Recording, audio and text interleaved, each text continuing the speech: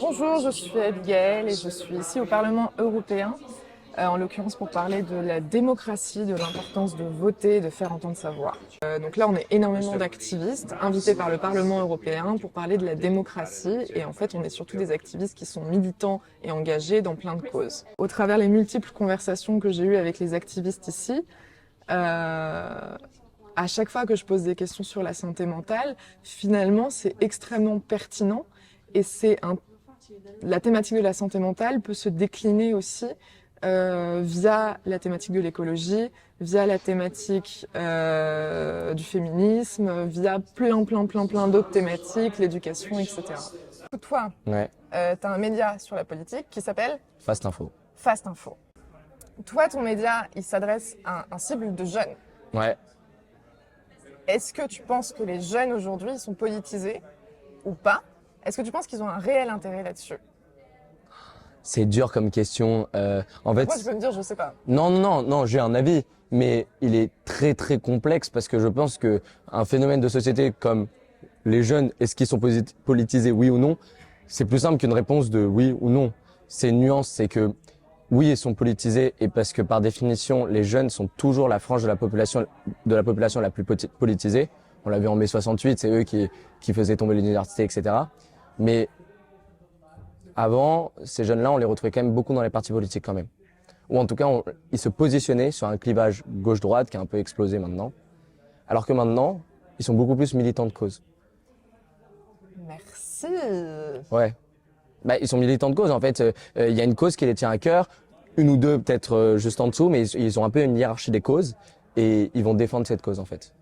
Parce que moi, je trouve que quand même, on est une jeunesse vachement engagée Ouais, bien sur sûr. beaucoup de choses. Mais je ne nous sens pas particulièrement politisés. Je sais pas si tu vois ce que je veux dire. Si, t'es politisé, mais t'es pas partisane. Tu vois ce que je veux dire? Mais t'es C'est un parti politisé. politique, tu vois ce que Parce je veux qu'en dire. fait, la politique, c'est juste la chose publique, quoi. Mais on a des choses à dire très fort et je sens qu'on a besoin d'être entendu aussi. Et je Ouais. sens que on fait des actions dans notre quotidien fort, quoi, que ce soit sur l'écologie et tout, Ouais. genre les manifs, on est là, enfin on s'indigne, on est en colère, on a tout ça, etc. Après, moi le lien que je fais avec la jeunesse, c'est que j'ai vraiment l'impression que la santé mentale de la jeunesse, elle est toute éclatée, toute pourrave, tu vois. Ouais.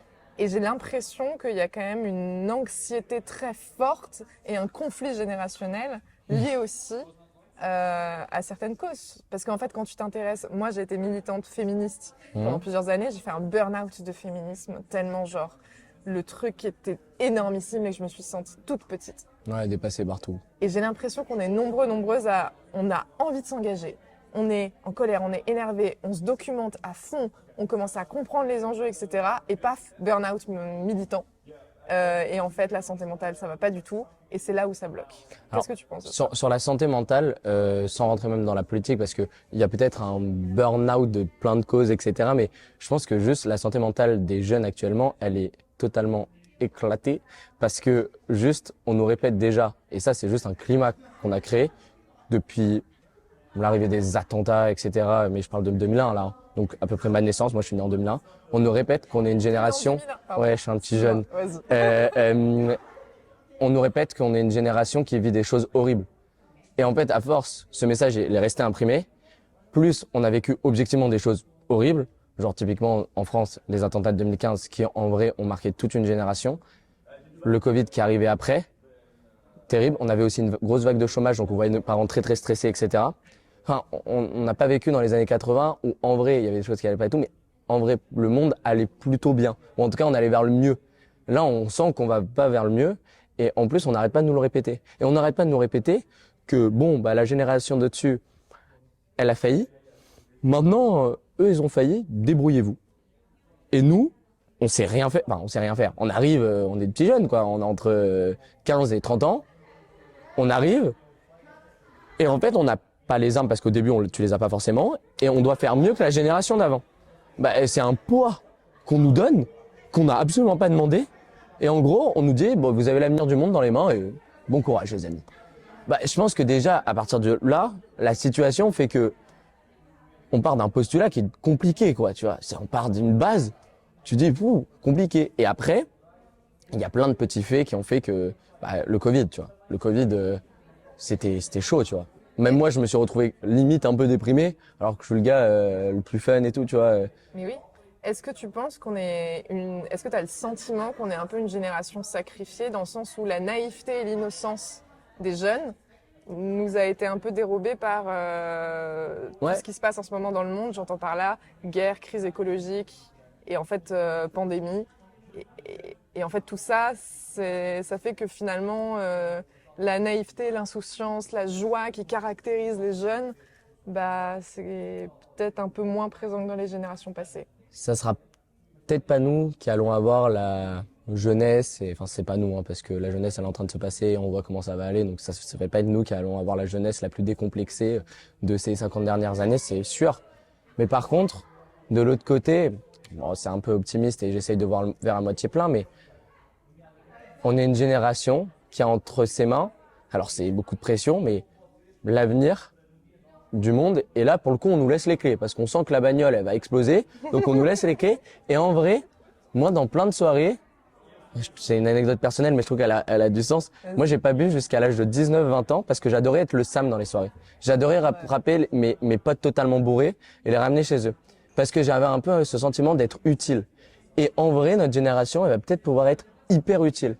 Donc, il faut aussi aller vers cet optimisme de, ben, en fait, de toute façon, on va nous filer les places parce que plus personne en veut. Prenons-les et arrachons-les un peu. Et après, bah, nous, collectivement, d'amener un truc, etc. Le problème, c'est qu'il y a une énorme fracture sociale, quoi. C'est le seul contre-argument à mon argument plutôt positif. C'est que pour faire ça, il va falloir faire union. Et il va falloir se serrer les coudes avec son voisin qu'on n'aime pas forcément parce qu'il va falloir discuter avec lui. Et il va falloir trouver une solution alternative qui arrive à... Bah, regarde, là, on est en Europe. Enfin, on est dans l'Union européenne. C'est né d'années de guerre où un jour, on s'est dit, on n'est pas tous d'accord, mais on est unis dans la diversité. C'est le motto de l'Union européenne. Et en fait, on va essayer de trouver des compromis point par point et on va essayer d'avancer tous ensemble pour pas qu'il y ait de la guerre ou pour pas que on aille dans d'autres dérives. Bon, bref. Donc voilà, se dire qu'aussi de ce côté-là, notre génération, c'est peut-être nous qui allons sauver le monde. On est peut-être les Superman de notre terre. Ça, c'est quand même... Enfin, je sais pas, moi j'aime bien être capitaine d'une équipe, tu vois. Là, on est un peu capitaine à tous les jeunes de l'équipe monde, quoi. Non, mais c'est trop bien parce que moi j'ai l'impression qu'il y a une très grosse responsabilité qui pèse sur nos épaules. Ouais, Mais il y a aussi beaucoup à construire. Et l'air de rien, enfin, je sais pas toi comment tu le sens, mais moi je trouve que on a plein d'idées, qu'on est très créatif, qu'on a envie de faire des choses, on a envie d'être beaucoup plus dans l'action, beaucoup moins dans les paroles. On voit tout ce qui est dysfonctionnel et c'est un peu vieillot et c'est un peu des gros dinosaures. On est là, bon, ça peut peut-être paraître un peu égocentrique de dire ça, mais en vrai, enfin moi je trouve qu'il y a beaucoup de trucs où on se dit franchement, je peux mieux faire. Ouais. Si c'est ça que vous avez à nous proposer, franchement. Ouais. J'ai 2-3 idées, on peut faire un truc. Donne-moi 2-3 bricoles, 2-3 scotch et je te fais un truc, hein, vraiment. Je jure. Ouais, je suis Il y d'accord. a trop des trucs comme ça où, enfin tu vois, genre je sais pas si t'as ce sentiment-là aussi des fois, mais moi il y a des conversations que j'ai en soirée, je me dis c'est plus intéressant que des débats que tu peux voir dans les médias, tu vois, dans certains médias.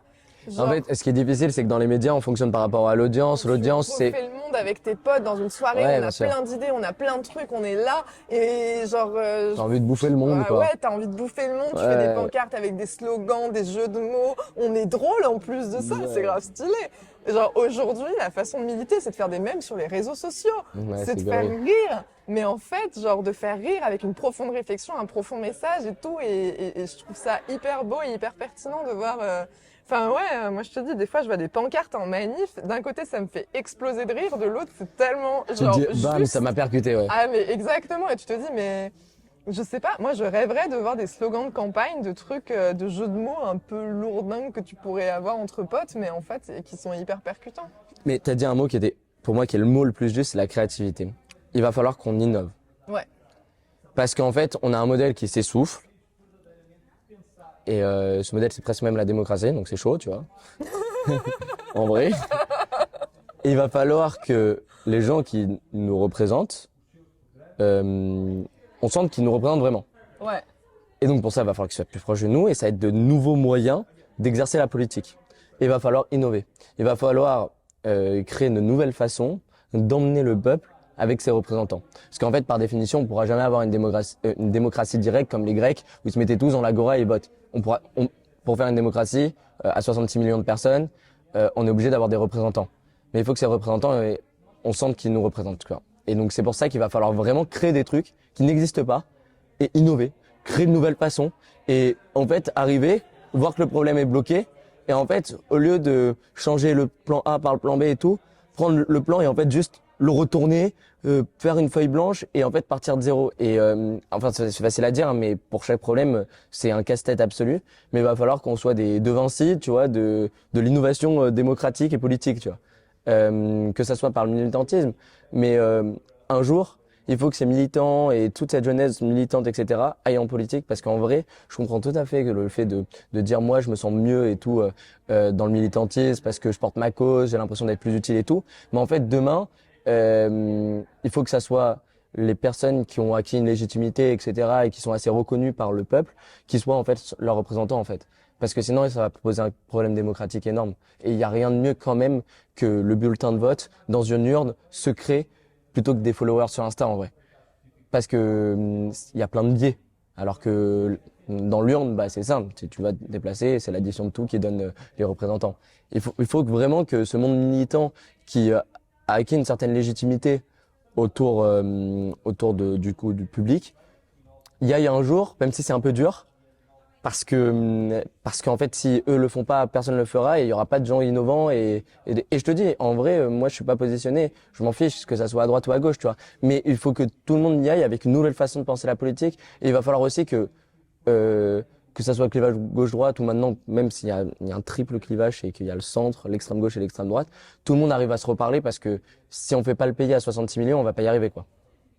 Voilà. En fait, je trouve que le système est très écrasant. Donc pour moi, Bien c'est sûr. tout le système qu'il faut réformer si on a envie qu'il soit plus inclusif, etc. Mais bien sûr, ça par contre. Voilà. Mais moi, j'ai un peu la théorie de quand tu es en couple, alors à, à modérer, hein, parce qu'il y a des relations toxiques, etc. Mais quand tu es en couple, je sais plus qui disait ça, je crois que c'est McFly ou Carlito, qui disait, non mais c'était hyper profond pour une fois, ils sont trop cool, mais ce que je veux dire, ça, J'adore la ref, tu vois. il disait, en fait, moi quand je me dispute avec ma meuf, je me dis, je crois que c'est Carlito, je me dis que se séparer, c'est pas possible. Donc comment on trouve des solutions pour Ah ouais, innover je vois ce que tu veux dire. et y arriver. En fait, jeter l'éponge, c'est pas possible. Il faut se dire que jeter l'éponge, c'est pas possible. Et en fait, comment, en se disant ça, on arrive à retourner le problème, quoi. Mais tu sais que moi, il y a un truc. Bon, je sais pas si je vais assumer ça en caméra, mais c'est pas grave. Bon, pire, il y a ce qu'on appelle le montage, hein. Il y a un truc qui me frustre beaucoup, c'est qu'à chaque fois, ils n'arrêtent pas de dire think out of the box. Ça, c'est un truc de ok, on a besoin de gens qui pensent en dehors des cases et en dehors de la boîte. Moi, je connais des gens qui pensent en dehors des cases tout le temps, tout le temps, tout le temps, tout le temps. C'est les cerveaux neuroatypiques. Sauf que les cerveaux neuroatypiques, bah, on s'intéresse jamais, on les inclut jamais, ils sont hyper discrédités, etc. Mais moi, des potes qui ont des neuroatypies super fortes, qui think out of the box tout le temps, qui n'ont jamais réussi à s'intégrer dans la norme parce que le système est un peu fucked up pour ces gens-là, parce qu'on essaye de s'intégrer si fort, si fort, si fort, mais à quel prix et au détriment de quoi? Parce que finalement, la différence et la diversité, c'est là-dedans et tout. Et quand à chaque fois, tu as des gens qui galèrent à avoir des nouvelles idées, qui galèrent et qui fait « We need to think out of the box !»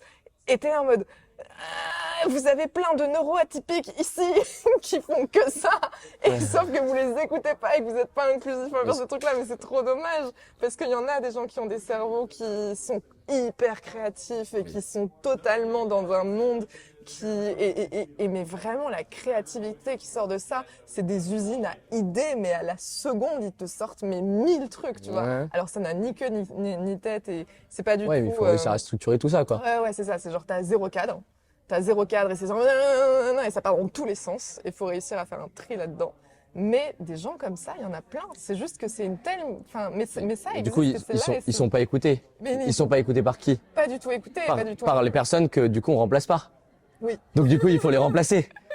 En fait, je parle même pas encore une fois de un côté politique ou un autre. Je te parle juste Et il y a aucun jeune, enfin au contraire, là c'est le contraire du jeunisme, il y a aucun truc de les jeunes c'est les meilleurs et les vieux pas du tout. Moi je pense qu'il y a vraiment justement entre générations il faut se parler, mais justement il faut parler avec les personnes des générations au-dessus qui sont prêts à nous écouter et nous les jeunes faut qu'on soit prêts à les écouter. Mais ce que je veux dire c'est que ensemble collectivement faut qu'on évolue et que du coup on s'écoute et du coup on revient au point de base que je te disais. Il faut qu'il y ait des gens dans la vraie politique, enfin vraiment les élections, les trucs le plus carrés, le système quoi. Parce qu'en fait, ce système-là, il ne se modifie que de l'intérieur. Ou alors, on se dit, on pète tout. Mais moi, franchement, j'ai vu les révolutions. Moi, ça me donne pas envie. Je suis pas très révolutionnaire et ça, c'est un parti de pris, mais moi, je préfère le faire de l'intérieur. Ouais, mais donc du coup, je retiens la phrase à retenir qui est le système, il se modifie que de l'intérieur. Ouais, sincèrement. Parce qu'il est pas terrible, mais c'est le moins pire des systèmes. C'est la phrase de Churchill, quoi. La démocratie, c'est le moins pire des systèmes. Et ben, en fait, ouais. Je pense que en fait, si on fout la révolution, je sais pas quel régime politique il va y avoir après. Donc, je préfère largement qu'on arrive dans le système, de façon peut-être même extrême. Hein. On peut, je suis pas contre changer. Enfin, je suis pas contre. C'est pas à moi de le juger, mais ce que je veux dire, on peut même aller jusqu'à changer de république, avoir de nouvelles façons d'élire l'Assemblée nationale. On peut aller très très loin, tu vois. Mais restons peut-être dans le domaine de la démocratie, tu vois. Et donc, du coup, ça, c'est par l'intérieur. Si tu avais élu Jean-Luc Mélenchon, tu aurais eu la 6e République. Si tu avais élu Marine Le Pen, tu serais sorti de l'Union européenne. Enfin, c'est des vrais choix politiques, en fait, qui, par l'intérieur, fait que, en fait, tu modifies tout, quoi. Bien sûr qu'il faut qu'on vote, parce que la meilleure façon de changer le système, c'est de changer le système à l'intérieur. Et donc, du coup, il faut voter pour élire la personne que tu veux voir à l'Assemblée, que ce soit le Parlement européen, l'Assemblée nationale, où tu veux. Et voilà, c'est la meilleure façon de faire. Si vous voulez voir les choses évoluer, c'est de voter, en fait, sincèrement. En fait, c'est trop cool de faire des manifestations. Au bout d'un moment, la manifestation, c'est à la limite un rapport de force, mais surtout des cris dans la rue. Enfin, faut revenir à l'essentiel. C'est des cris dans la rue. Alors, au sens figuré, évidemment, ça. Mais en fait, ce qui change, c'est le vote ici, là, en commission, puis après au Parlement, parce que ça change concrètement. Quand ils votent, par exemple, que enfin, c'est un détail de merde, mais que le câble Lightning, il y aura plus le câble iPhone, il y aura le câble USB-C, mais en fait, d'ici 2 ans, t'as que du câble USB-C. En fait, c'est ici que c'est décidé. Là, c'est un détail, mais toutes les lois, c'est comme ça, en fait. Eux, ils décident. Nous, on subit ou alors on est content. Alors, si c'est représentatif, normalement, on est content. Voilà.